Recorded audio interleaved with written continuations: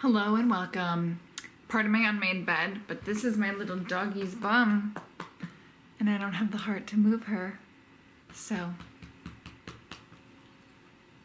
she's so cute. Today's video is going to be the start of a series that I'd like to do where you give me a design challenge and I have to build a room with that challenge. Someone requested when I did the mood board video that I do like a wabi sabi style space, and I was like, okay, why not? I get design challenges with work every single day. People come in with a different aesthetic. Someone is farmhouse, someone is Tex-Mex, someone is super modern, you know, and so I have to design within those parameters.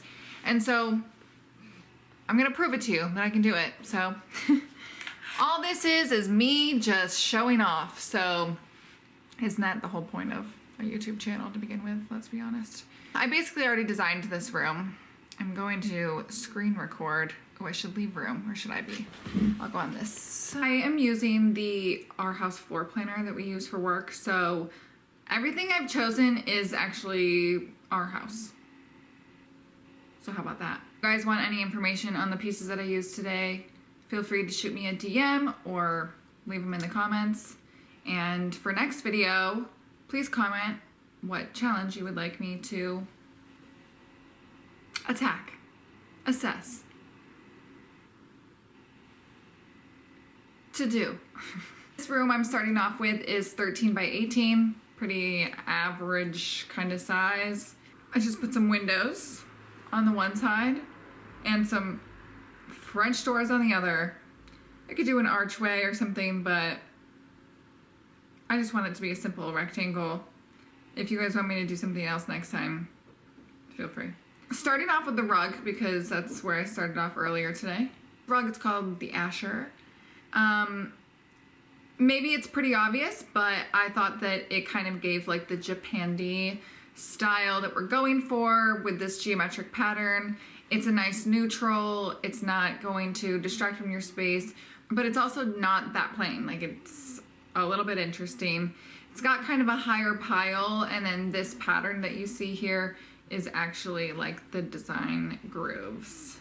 That's gonna be our base to start. And then, you know, something that happens, Lucy, now you're making me look bad that I didn't make my bed because you left. So rude. Something that's pretty common in wabi sabi style is really low furniture. So this is the Keegan. It's modular and pretty classic. It's just a classic look for what we're going for. I did give it a slight L shape and left it armless on the one side so that you can move the pieces around if at some point you needed to move to a space that you would need all of these pieces to fit in together and be one long sofa. You could do that. So that wasn't really why I chose this, but it's a perk. Went with a light fabric, and I personally don't like everything to be stark white. If this client wanted this to be stark white, that would be fine, but I went with a cream color fabric.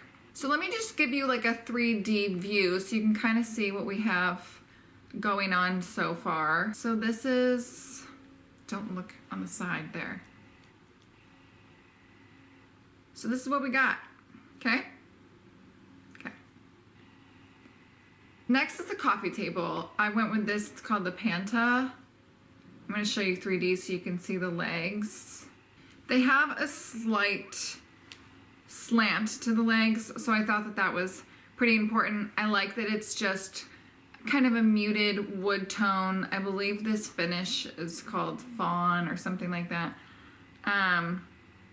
So yeah, this is just giving us a nice simple base for a coffee table that could really go in any space but works particularly well with this style. I think down to the detail of the visible legs on the top, or that detail where it's supposed to look like it's the legs that are coming through the top of the coffee table, and of course the slant. So just like the simple plank design is really, it's really hitting the nail on the head for this design, in my not so humble opinion. I wanted to give this space a little bit something interesting, so I decided to go with the Polanco media cabinet.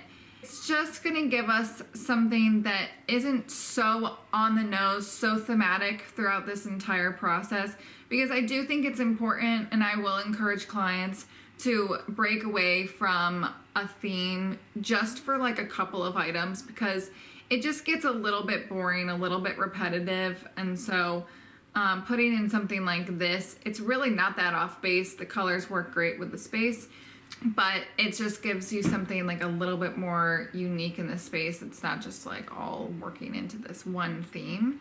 So this is a really cool backstory, this furniture. So this collection is made from reclaimed wood from a forest fire that happened in Toluca, Mexico. So they collected all of what they called like Mexican ash and mix it with European burl to kind of spread it, make it last longer, make the trees last longer so they can fill this collection, so they can give it to everybody, if that makes sense. So that's what I put in there.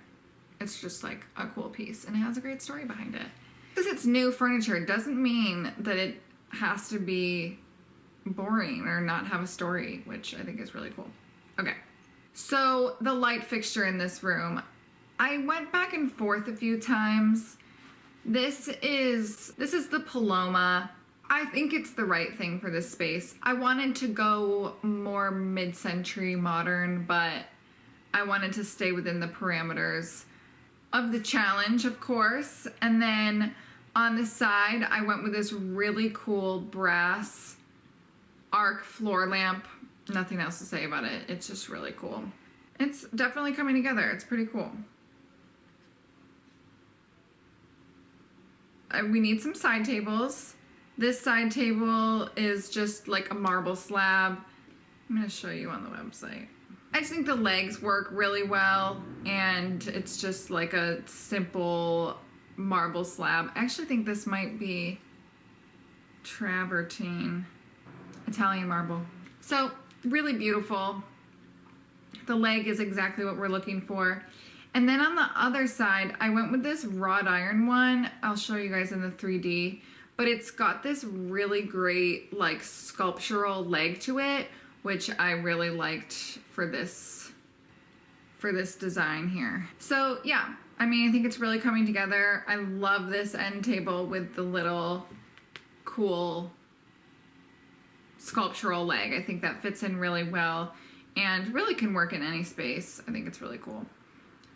Okay, so last but not least, we just need to accessorize, which I wouldn't always do for a client, especially because I think art is so personal, so I don't always like to choose art for people.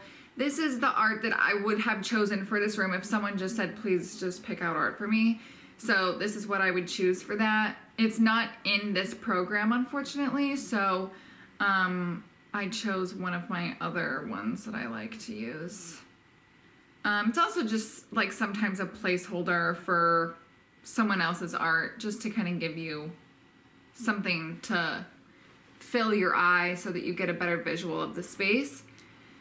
And then this ruffle ceramic bowl, which is pretty cool, and I did put this bowl in a client's space before that had a Japandi theme, so obviously works here too. I just threw some books on there, and then I put a record player because I feel like this person listens to records and doesn't have a TV like me.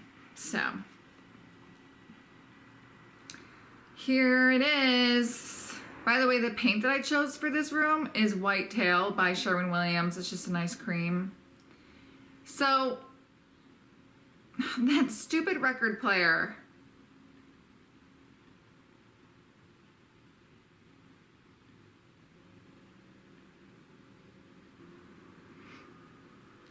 Not to toot my own horn, but I think I did a great job.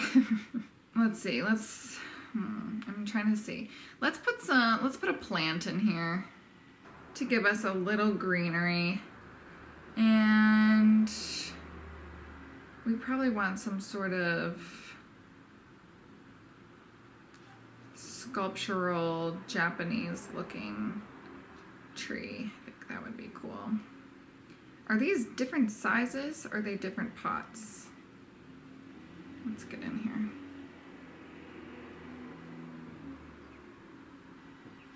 Okay. I think I like the black pot better.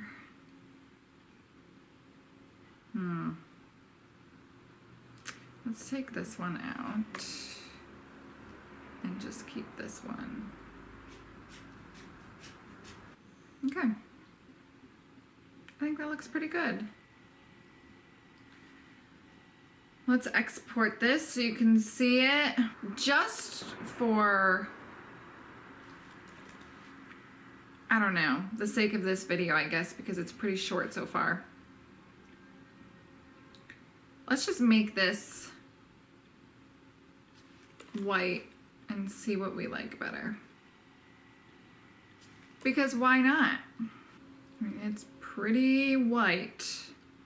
I do like the contrast that it gives, maybe a little bit more dimension because of all of the beige that's going on in the room. So I don't know, let's export it and see. You know, I might present like one idea to a client and, you know, I'll get an idea like while I'm presenting it to them, or they'll ask a question like, does this have wire management? Which of course it does, but let's say it doesn't. They'll be like, I need to have a TV, or I have the speakers for my record player, so I really need cord management, and so then we have to like swap it out for something else. So, I mean, just again, for argument's sake, let's put in something else, because why not? Oh yeah, that would be cool. Paletta. And maybe we'll do 2. And I don't know, I guess the record player has to get out. That's pretty cool too.